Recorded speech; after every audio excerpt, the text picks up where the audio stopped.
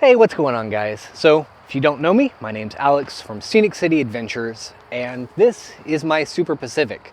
So this is my favorite camper that is on the market. It is, in my opinion, the best truck camper that's out there.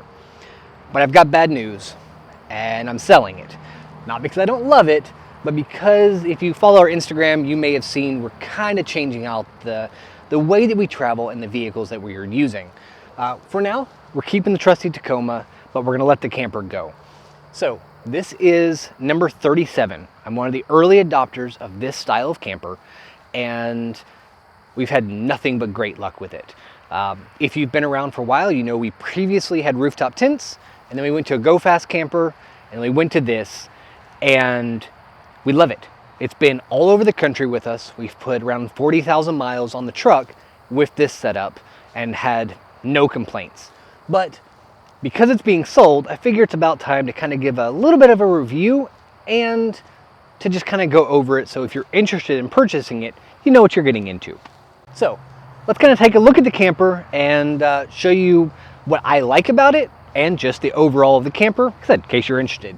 So every door is keyed, and what I like about these is it's a single latch, where some of the others you have to do multiple. This one you can do with just one hand.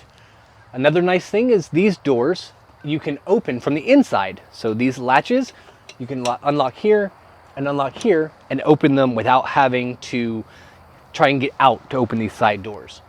You'll also notice that these doors are a little bit thicker, and there's a inset piece here, and they make specialized bags that you can place inside of here for extra storage. One thing I like about the Super Pacific are these little touches. These doors can be set to open at 3 different heights depending on your needs. If you have an awning or something, you might not want it to open quite as far. As you can see, these struts are extremely powerful and will take on additional weight and lift it without a problem. The other thing about these campers is the amount of room you have to run wiring. So you have channels that run here and here all the way around to be able to run any type of wiring you want. You also have riv nuts inserted every few inches for all the specialized panels that Super Pacific offers. They have molly panels, they have bags, and they even make specialized doors with heaters, so you can actually have a diesel heater in the door of these campers. Let's go and open up the back and we'll look at a little bit more. So I'm looking here, and they have these little panels that tell you when yours was made. So this specific camper was made 3/29/2021. It's in really great shape. Yeah, I didn't take a lot of time to make sure it was dust free and clean. This is the camper as we use it. Recently we were on the beach with it. We still use it even for hauling mulch around our house. So this camper is still in use, and it's not perfectly clean, but it is well used. So you'll notice we have lighting all the way around. It's just LED lights on a radio frequency controller, and it's all RGB, so we can change color. I made a few upgrades to this camper. These are billet aluminum latches. These were upgraded from the original ones that came in the camper because we do a lot of really more extreme trails than what a lot of people do with this style camper, and we were noticing a little bit of deformation in the way that the original latches hooked into these channels. These, doesn't matter what type of trail we've done, these are really, really solid, and they'll work with both the 2nd gen and 3rd gen campers. Some other things I really like about these is in every corner, top and bottom, are these little cutouts. Now these you remove with an Allen key, and the entire purpose of these little cutouts is for you, when you're running wiring, it's difficult to make this corner edge. So they have these cutouts, which you undo so you can more easily run all of your wiring. These are all removable, and so you can add whatever switches and plugs you want in those.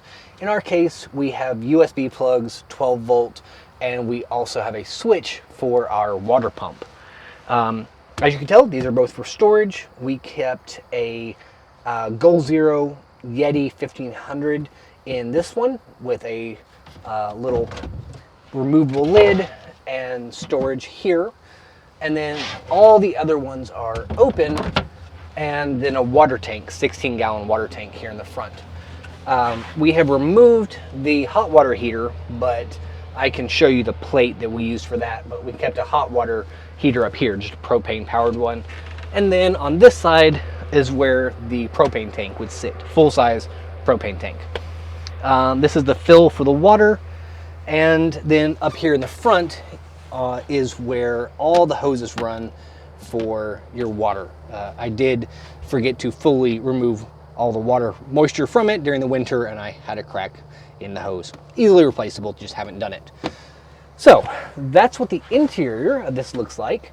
Let's go ahead and pop the top and show you what that process looks like, and then what it looks like with that open. All right, so let's go ahead and pop this open. So the latching system is pretty easy on these. You have these, which you can put a lock through, and these hooks right here are strong enough to support a hammock. Even with my big self in it, I have repetitively used these as hammock points on both sides, and I love, whether you're lashing stuff down or just chilling, having these big areas to hang stuff here. Okay, latches, so you push down and pull, it comes out, and here's where you can see where a lock can go through. Same on this side, and then we just lift. Just like that. As you can see, the struts are in good shape, have no problem lifting it. And then we can kind of go inside, and I can show you what features I like about this over some of the other ones available on the market. So let's talk about some of the other features about the sleeping platform. Some campers that I've had in the past, the sleeping panels are part of this right here. So your bedding would have to be removed in order to get up and down, unless you came in through a side ladder. In this one, it's not like that. This one extends about 18 inches further than a Go Fast camper. And what that provides is this panel and back is where the bedding is, and these front two panels are purely there to better get up and down. So if you take these panels out, which they are lightweight, you can still have your bedding in place. Now this uses a X-Ped mattress. It's a 4 or 4.5 inch thick, very comfortable self-inflating mattress. I have it out of here while we're filming just because I didn't want it in the way, but obviously that does come with it. Now the other thing about this style of camper is sometimes the weather's bad and you need more room. And if that's the case, you can take this and slide it all the way back, giving you full standing height inside. When you pack this thing down, you actually have a significant amount of space to leave bedding. Unlike some of these campers, we're able to leave a full set of sheets on the X-Ped. We also keep a down comforter, and we keep a opened up sleeping bag. All of those are able to stay in place. All we do is let some of the air out of the X-Ped mattress, and then we can close this entire thing down with all of that in place. Depending on the thickness of your pillow, you can also leave those on top of these panels, but it does add a little bit more complication tucking that fabric. Because of the wedge shape, a majority of the fabric that you're tucking in is here at the front. So keeping anything that you need, like bedding, from this panel back, I found makes it a lot easier to close. The sleeping platform is around 52 inches by, let's say, about 78. So the X-Ped is a large sleeping platform. We're comfortably able to sleep, my wife and I. Our friends that also have similar ones, they sleep, both of them, as well as a couple of small dogs. You can also use this lower platform and build it out as a bed for inclement weather, or if you have children. So a lot of options with a camper of this size. And then now, as you can see, basically flush here at the front, these panels are completely out of the way. Now, the windows in this unit on both sides are quite large, and they have some interesting features that not many other campers have. Let's talk about some of the other neat features about this. I had a lot of problems with ventilation in previous campers that I had. But in this one, I didn't have the moisture problems that I did in others. And a lot of that comes down to these. So these are for ventilation. Now, they are Velcro, and they can be fully sealed if necessary, but I always choose to leave this ventilation open. Now, if you're having bad weather or you want even more ventilation, you can take these two straps, pull, and what happens is a fiberglass rod that is made into this material has now created an awning. So there's now space right here so you have better ventilation. And this exists on all three sides. You have that here, and you can see that fiberglass rod there.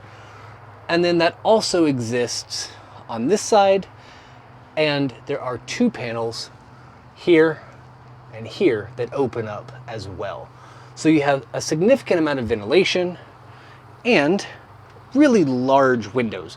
Obviously the windows have screens all the way around. This one I just have rolled up. Zippers are in great shape, and I've had no problems with them even in the dusty environments that we've been camping. Some of the other features I like are right here.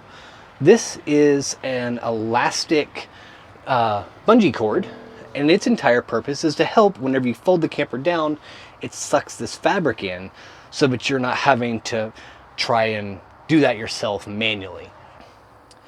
The only damage to the fabric is right here, and the same thing on this side, and that is from the struts that hold this open.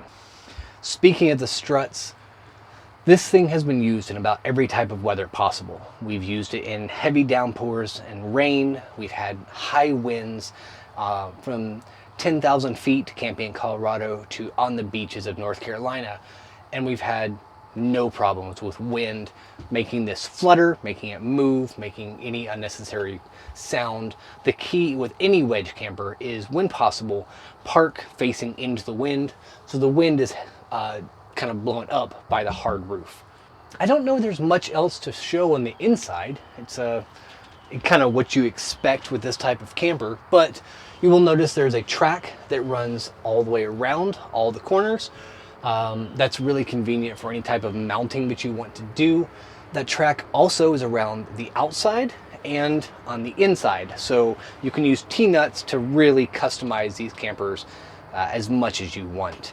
So the interior that's in this right now would be go with whoever buys the camper. It's made out of a combination of materials. None of it is a wood-based material, so it's all waterproof. Is an expanded foam for the top pieces. It's a 3/4 inch, and then the sides are made with what's called ACM, and it's an aluminum composite aluminum material that's sandwiched and glued together. That material is also fully waterproof with no wood product in it. The tank goes with it as well. The pumps, anything that you want goes with that. So one more feature of this particular camper is the awning. So we use Overland Vehicle Systems awnings. We've used them for a number of years now. This is the largest of the 270s that's available. So it swings out around the back and around the front. This is our primary living space whenever we are set up somewhere for multiple days, because we have all the walls that go on this. So not only is this swing out to make up a huge space, but it's a fully enclosed space. We're able to use like a propane heater inside or even a propane fire pit, and it does a really good job of heating up that environment. This stays with the camper. It is billet brackets, and they will be, stay on it. At one point we had just 2 of them. We upgraded to 3 just because this is not a lightweight system, and it's freestanding, which means you don't always have to deploy the walls. So having it really well mounted in case of wind and other things is important. There's also lighting around both sides, so here and up here. This lighting will stay with it. It's good scene lighting, and if you're interested, you're welcome to the off-brand Chinese version of the Baja design lights that are mounted on the front as well. There's also a rack mounted on the roof of this that will be going, so if you want to throw kayaks, canoes, or boxes or anything else for extra storage, that will be going with this system as well. Anyways, if you have any questions, please reach out, and I think that about covers everything on this camper. Like I said, we love it. It is of no fault of the design or of the camper itself that we're moving on, but after over 100,000 miles of cross-country trips in this particular rig, it's time to try something new. So if you haven't seen what our new rig is, definitely go check it out on our Instagram, Scenic City Adventures, and let us know what you think. And of course, the important question, what are we selling this camper for?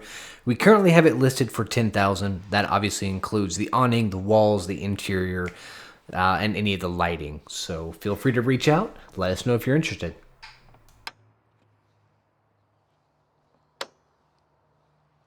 Just like that.